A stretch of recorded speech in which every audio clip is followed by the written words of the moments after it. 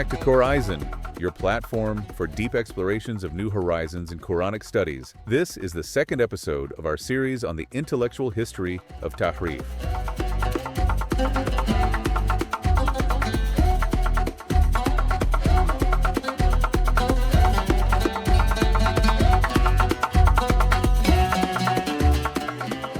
Last time we were exploring how the concept of tahrif, the alteration or falsification of scripture, evolved in the centuries after the Quran. But today we're going to switch gears a little bit and take a look at the Quran's own perspective on this whole ideas, especially when it comes to the Torah and the Gospel. Absolutely. And specifically, we're diving deeper, I should say, into Chapter 3 of Part 2 of Tabatabai's book, The Intellectual History of Biblical Falsification in Islam. Okay. It's a really pivotal chapter because it builds upon all of our previous explorations of the Quranic meanings of kitab, which is scripture, and tasdiq, which is affirmation. Right. And those are some really eye-opening deep dives. Oh, yeah. Just in themselves. Absolutely. So what's got you so excited about this chapter in particular? Well, because this is where we really get to confront some deeply ingrained assumptions about how the Quran actually views other Abrahamic faiths, and it's gonna challenge us to rethink the very notion of tahrif. Okay, you've definitely got me intrigued. Let's get into it. It's a term that causes a lot of debate, a lot of misunderstanding, so we're going to unpack it layer by layer and get ready for some surprises, especially if you think you already have a grasp of what this term means. Yeah, I think a lot of listeners will be surprised. So Tabatabai, he didn't just kind of come up with this analysis on his own, right? He was really building on the work of another scholar, Toshihiko Izutsu. Right. What's the connection there? Well, I mean, Izutsu is fundamental to understanding Tabatabai's work. I mean, he was really a titan in the field of what we call Quranic semantics. Okay. And his approach, really shapes the way Tabatabai is going to approach this very complex and, very difficult issue of tahrif. Quranic semantics, that sounds pretty technical. It is. Give us just a quick rundown of what that means. Sure. So basically, we're moving beyond simpler dictionary definitions, right? We're trying to really dive into the rich, interconnected web of meaning that exists within the Quran itself. Okay. So it's kind of like, you wouldn't simply read a simple word in a novel and think you understand its full significance. Right. You need the context of the sentence, the paragraph, the entire story. The whole Quranic semantics is kind of doing that with the words of the Quran, right? So understanding how they relate to each other, their historical usage, and, how they kind of contribute to the broader message of the text. So it's like looking at a word's family tree, all of its connections and nuances to get that deeper understanding. Exactly, yeah. And Izutsu had a term for that. He called it the semantic field of a word. Okay. And this is a really powerful tool for unlocking deeper layers of meaning in the Quran. And so that idea, that semantic field, that's really key to how Tabatabai is going to approach tahrif. And one of the most interesting ways that he uses this approach is by looking at the semantic field of the term al-kitab, meaning the book, or most technically, the scripture. And one of those key terms in this field is ahl al-kitab. Right. So for those who might not be familiar with that term, ahl al-kitab, help us understand that. Yeah. So ahl al-kitab simply means people of the book. Okay. So specifically Jews and Christians. Okay, great. And how does the Quran view Ahl al-Kitab and their scriptures? How does it approach that relationship? Yeah, this is where things get really interesting. Okay. The Quran acknowledges that the people of the book have knowledge of their scriptures. Okay. Right? That's a given. Okay. But it also criticizes some of them for concealing parts of that knowledge, right? Particularly the parts that would confirm the truth of Prophet Muhammad's message. So there's tension between acknowledging their knowledge, but also saying that, some might be hiding crucial information. Exactly, precisely. But here's the really crucial part. Even though the Quran is critical of this concealment, it never actually denies the validity of their scriptures themselves. Okay. Right. In fact, it repeatedly affirms the truth contained within the Torah and Gospel. Okay. There's even instances where the Quran encourages Muslims to consult the Torah for confirmation of certain teachings. Oh, wow. So even though there is that critique of some members of the al-Kitab, there's also this underlying respect for the scriptures that they hold. Exactly. And that respect, I think, becomes even more clear when we look at what the Quran doesn't say. Okay. When the Quran criticizes the wrongdoing of, some of the people of the book, none of those criticisms involve the concept of tahrif, which is often understood to mean changing the text itself. That's a really important distinction, right? The Quran is saying that some might be hiding, but it's not accusing them of actually tampering with the words of the scripture. Exactly, you got it. And this really sets the stage for Tabatabai's deep dive into the semantic field of tahrif itself. Exactly. The Quran contains several discussions on this issue, but today we're going to focus on the verses where the word tahrif, or more accurately, yuharifuna, actually appears. And what's fascinating is that these discussions come right after the book's analysis of the semantic field of kitab. That is how the Quran uses the term book. But since the verbs associated with tahrif don't appear in that field, except for concealment, the author had to construct a hypothetical semantic field for tahrif and analyze it separately. That's a really important methodological move because it shows that the concept of tahrif is not naturally integrated into how the Quran talks about scripture. Instead, it emerges in a different context, one that's tied to oral discourse, interpretation, and even polemical exchanges. Right. And that's why we need to carefully examine not just the verses themselves, but also their linguistic and historical contexts. One of the most interesting parts of Tabatabai's argument is his exploration of the meaning of this word in Arabic lexicons. He's going to take us back to the etymology, the roots, the way this word is used in the Quran, and what emerges is a very different picture than I think a lot of people assume. Okay, so I'm ready. Let's get into this tahrif, the nitty-gritty. All right. Where do we even begin? Well, like any good linguistic detectives, we begin with the dictionaries. Okay. Right. We want to look at what classical Arabic lexicons, so dictionaries of that time, define as tahrif. Okay, so a linguistic treasure hunt through ancient dictionaries. Yeah, I guess you could say that. I'm in. And what we find there is fascinating. Okay. Consistently, these lexicons paint a picture of tahrif as being primarily about changing the meaning, not altering the words themselves. Okay, so already that's kind of a surprise. It is. Because most people, when they hear tahrif, they think, oh, this is about changing the text of something. It's a common misunderstanding, but the early lexicographers tell a different story. Okay. So, for instance, you have one of the earliest, most respected lexicographers, Farahidi. Okay. He defines tahrif as changing the meaning of a word or statement, not changing the words, the letters themselves. Okay, so right from the start, we're already seeing this this divergence. Right. From the popular understanding of tahrif. Absolutely. Okay, so Farahidi is emphasizing this meaning aspect. Yeah. Did any other lexicographers kind of weigh in on this as well? Oh, yeah, tons. Like Azari, another prominent lexicographer, defines it as altering the meaning of words. Okay, all right, so we have Farahidi, Azari, anyone else? Yeah, you have Sahibi. Ubad defines it as diverting or changing the intended meaning. Okay. Raghib defines tahrif as turning speech away from its intended direction. Got it. Ibn Manzu, another really influential lexicographer, emphasizes changing the meaning of a word or phrase. So we're seeing a pretty strong consensus among these classical Arabic lexicographers. Absolutely. That it's about changing the meaning, not the words themselves. Right. It's a pattern we can't ignore. Okay, so we've explored the semantic field, we've looked at the roots, we've seen some examples. Is there anything else we need to kind of keep in mind to fully grasp this? Yes, there's one more piece of the puzzle that's crucial to Tabatabai's argument. Okay. And that is, he points out that in pre-Islamic Arabic poetry, there is no evidence of tahrif being used to mean changing the text of something. So even in this, rich literary tradition of the time, right, that idea that tahrif equals textual alteration, it's just missing. It seems to be missing, yeah. Interesting. So this suggests that understanding tahrif as changing the actual words of a text, right, it might be a later development. Yeah, potentially. Something that just wasn't present in those earliest layers of Arabic thought. Right, exactly. Okay, that's fascinating. The more we get into this tahrif, the more complex it gets. It does. It's not just this simple, changing the Bible or whatever. Right, absolutely. Which is often what you hear. Yeah. All right, well, I'm ready to unravel another layer of this linguistic puzzle. Okay, let's do it.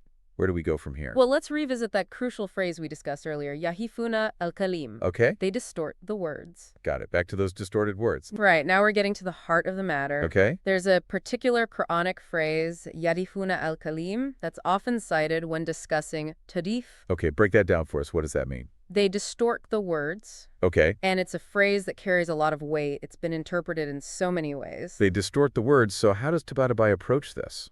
Systematically, like a master detective, piecing together these clues. Okay. So first, he points out that the verb is in the present tense. Okay. Which suggests that this distortion is an ongoing action taking place during the time of revelation. So it's not referring to some past event. Exactly. It's about something happening right then and there. Okay. In the context of the Quran's revelation. Got it. And then there's the object of the verb, which is simply al-kalim, which means the words. Right. And Tabatabai emphasizes that, in the verses where this phrase appears, al-kalim isn't explicitly connected to the Torah, gospel, any specific scripture. So it's not they distort the words of the Torah. Right. It's just the words. The words, and that lack of specificity is actually really significant. Okay. Because it suggests that the focus here isn't on the alteration of any particular text, but rather on the very act of distorting meaning itself. Okay. Regardless of the source of those words. Okay, so we have present tense, oral context. Yep. What's the third common feature? The third feature is perhaps the most intriguing. In none of these verses do we see any external additions or interpolations into the text itself. So no indication that someone's going in and adding words or phrases to a pre-existing text. Exactly. The focus is solely on how the existing words are being used, interpreted, and manipulated to distort the intended meaning. So we have these three common features. Present tense, Yep. oral context, no external additions. Right. And they're all kind of pointing towards a very specific understanding of how tahrif is being used in these Quranic verses. Exactly. And when we take all of this into account, a very compelling picture starts to emerge. I'm on the edge of my seat. What is this picture? All right, so based on all of this evidence, Tabatabai argues that tahrif in these verses refers to the distortion of meaning through various linguistic tactics employed by the people of the book in their interactions with the Prophet Muhammad. So how they use language to twist his words, create misunderstandings, and ultimately undermine his message. Exactly, yeah. This is incredible. This completely changes my understanding of how the Quran addresses the issue of scriptural integrity. Right. It's a real eye-opener. I can't wait to hear more. Let's keep diving in. You ready to jump back into this? Oh, absolutely. I'm hooked. So we're talking about how tahrif doesn't necessarily mean changing the words of Scripture, but it can refer to this distortion of meaning. Right. So does the Quran give us any, concrete examples of this kind of tahrif in action? Well, this is where it gets really fascinating. There's this remarkable passage in Surah An-Nisa, verse 46, that gives us a perfect example of how some members of the Jewish community would engage in linguistic word plays, which the Quran mentions as the clearest samples of tahrif. Tell me more about this. What kind of word plays are we talking about? Well, it's really clever, actually. The verse describes when the Jews, hearing the Quran, how they would say, Sami'na wa asayna, instead of Sami'na wa ata'na. Okay, what's the significance there? Well, in Arabic, asayna means we disobey, right? But here's where it gets interesting. In Hebrew, a very similar word, asinu, actually means we obey, reminding a phrase from Hebrew Bible, shamanu we asinu, meaning we hear and obey. So they're using this linguistic ambiguity to create this really subtle form of mockery. Oh, wow. So they could claim innocence by saying they meant the Hebrew meaning. Exactly. If questioned, they could say, oh, we meant the Hebrew meaning, we obey. But Arabic speakers would hear, we disobey. It's like a linguistic double entendre. That's incredibly sophisticated wordplay. And there's another example in the same verse with the word ra'ina. In Arabic, it means watch over us, which seems perfectly respectful. But in Hebrew, it could be understood as, oh, our evil one, which was really disrespectful when addressing the prophet. So again, they're exploiting this linguistic overlap between Hebrew and Arabic. Right, and this is why the Quran suggests using unzurna instead, which only has one clear meaning, look at us or wait for us, no room for that kind of ambiguous wordplay. This really adds another layer to our understanding of tahrif, doesn't it? It's not just about changing meaning in a straightforward way, but about these very sophisticated linguistic maneuvers. So the Quran is actually engaging with these sophisticated linguistic games that were happening in Medina at that time. Exactly. It's showing an awareness of these bilingual puns and using them to make its point. This adds such a rich layer to our understanding of how language was being used in these early Islamic contexts. It really does. And it helps explain why the concept of tahrif is so complex and multifaceted. And Tabatabai argues that this kind of evidence suggests that the term yuharifuna in the Quran might itself be playing with this dual linguistic heritage. How so? Well, In Hebrew, the root, HRP, is associated with mockery and verbal abuse, and the root, KLM, in both Arabic and Hebrew is related to both word and wound. So when the Quran uses these terms together, it might be deliberately invoking both the Arabic sense of misinterpreting the words and the Hebrew sense of verbal mockery and wound, or in Quranic terminology, ta'nan fid din, meaning both stabbing religion and taunting it. So using language as a weapon to... Yeah, as a weapon to twist and manipulate. Interesting. It's not just about changing words. It's about how language can be used to distort and manipulate. Exactly. In these, sometimes really insidious ways. Right. That's incredible. So the very term used to describe this linguistic manipulation is itself working on multiple levels. Exactly. It really shows the sophisticated way the Quran engages with these linguistic and cultural complexities. Oh, like creating a hybrid word. Exactly. It would take the Hebrew root and put it into the Arabic verbal pattern of yuharifuna. It's like linguistic code switching. That's fascinating.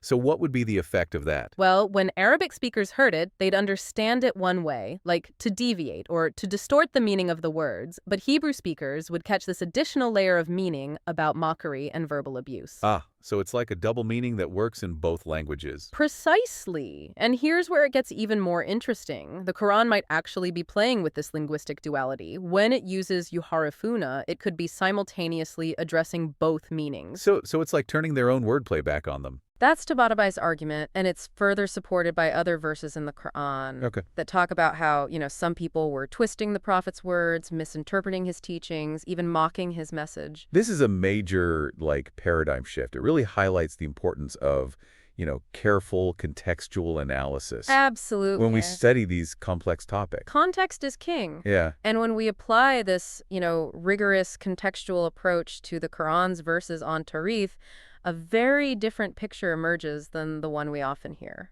This has been such a fascinating deep dive. I feel like we've really uncovered this hidden layer of meaning within the Quran. It is remarkable, isn't it? But by digging into the linguistic roots and the contextual usage of tahrif, this study reveals a fascinating connection between Arabic and Hebrew.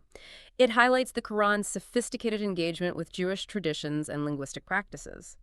This deep dive has really broadened my understanding of these concepts. I'm really starting to appreciate the power of words and the importance of context in interpreting religious texts. Yeah.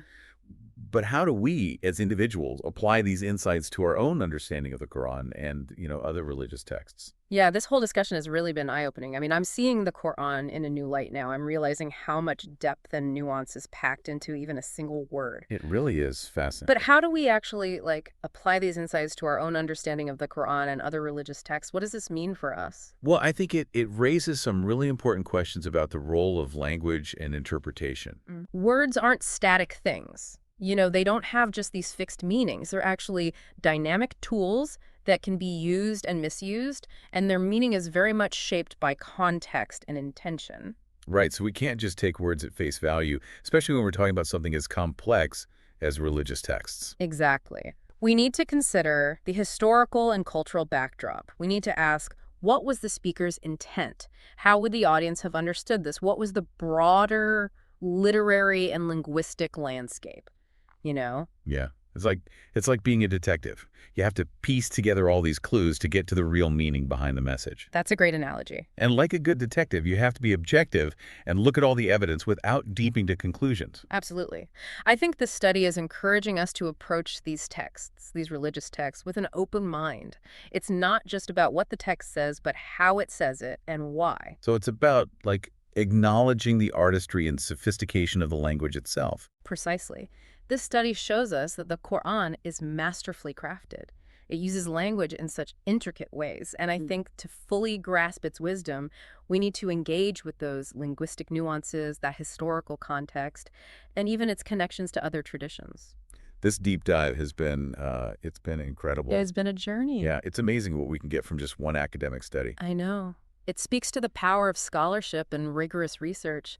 These studies can profoundly deepen our understanding of religion and history. Definitely. And it's given me a whole new perspective on tahrif and the Quran's relationship with Jewish traditions. It's an invitation to continue exploring, to explore the richness of the Quran's language, to appreciate its literary artistry, and to recognize how deeply it engages with the intellectual and cultural world of its time. Well, this conversation has definitely left me wanting to learn more, so what a fantastic deep dive.